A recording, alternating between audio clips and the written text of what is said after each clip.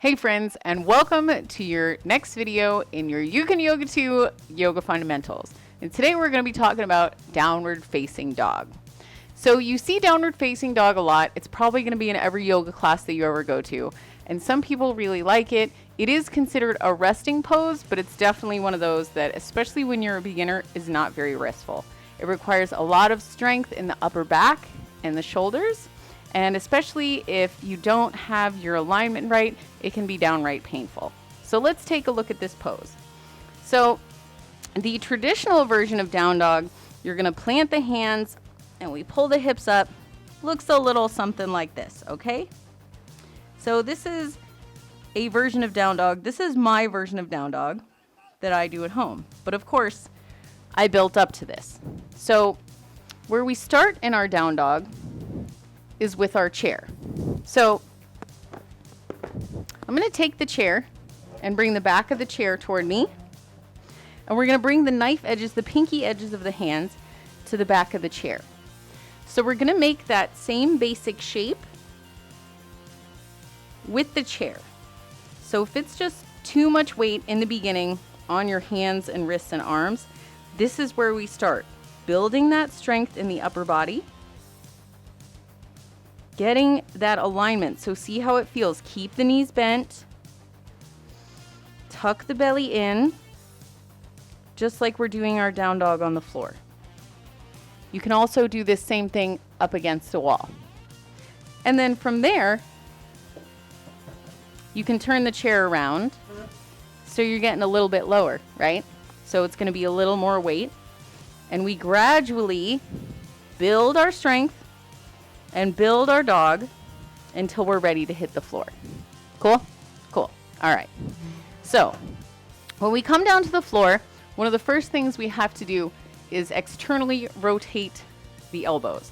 So if you're in a class and you're already surrounded by a ton of people and you're already sweaty, you're like, what does externally rotate the elbows mean? All right. So you're going to reach the arms out and flip the palms up. So this is what we're talking about here. Some people call these the eyes of the elbows. They be your little elbow pits. It's the inside, it's that little crease. So you're gonna reach the arms out and you're just gonna flip the hands, but keep the eyes of the elbows up toward the ceiling. So try that a few times. And that's what we mean by externally rotate the elbows. So it'll be the same thing when you come down to the floor to do your dog. When you spread your hands nice and wide, you want to shine those little elbow pits right toward your hands, right toward me, okay? So once you got that, and you want to practice that a few times, boop, there they are, and they're gone. And then show them to me, and then they go away. All right, you got it. So when we come to the mat, I'm going to scoot my blankie out of the way for now. There are many variations of downward dog. So first of all, if you have trouble in your wrist, once you get down to the floor, you can roll up the mat, bring the palms to the thicker side. You can also roll up a little towel to do this too, with the fingers coming off the edge, all right? Otherwise, you can roll up like a little towel, or they even have a thing called a yoga wedge, if it's gonna be something that you're using often that you can invest in. And it's just like brings the heels of the hands up a little higher, taking some of that pressure off. So we bring our hands forward so if you're in tabletop, about a hand print. And then we're gonna externally rotate those elbows, shine them forward, and then we tuck the toes. And then from here, we're gonna press into the hands. So you wanna press into all 10 fingertips and really use your muscles to press the floor away so you're not dumping the weight into your hands, into your wrists. So we're gonna curl the toes under, and then we press the floor away, up and back, knees super bent, pressing the belly toward the thighs and the chest back. So we're trying to reach the ears in between the elbows. We're gonna pull the low belly in, curl the tailbone up toward the ceiling, and then press the heels down toward the floor without straightening the legs. And then breathing here. And we found our downward dog. So once you're here, you can paddle the feet a little bit. Some people like that. You can look under one shoulder and then the other shoulder. So this is a pose that you're going to want to really get comfortable with and practice, especially before you go to a class. Because like I said, any vinyasa flow or class like that you're going to go to here in the West, you're going to be doing a down dog. So I want you to feel really good and confident about it before you got to do it around a room full of people. Okay? So once you have your dog, we're going to add on with the poses that we learned in the first video.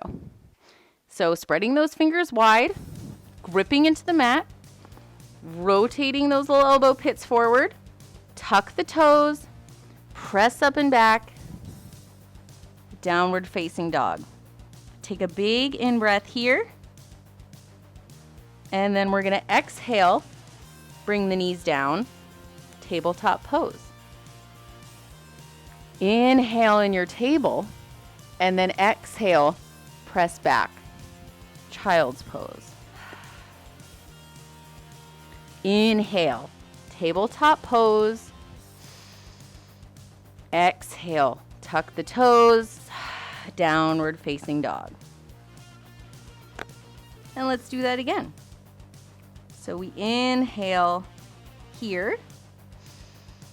Exhale, press back into your dog. Inhale, come down to your table.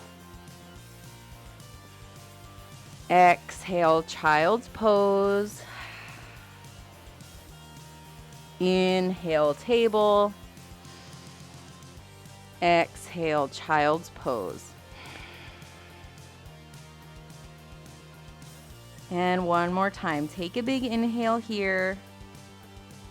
Exhale to release in your dog. And then we move. Inhale, table pose.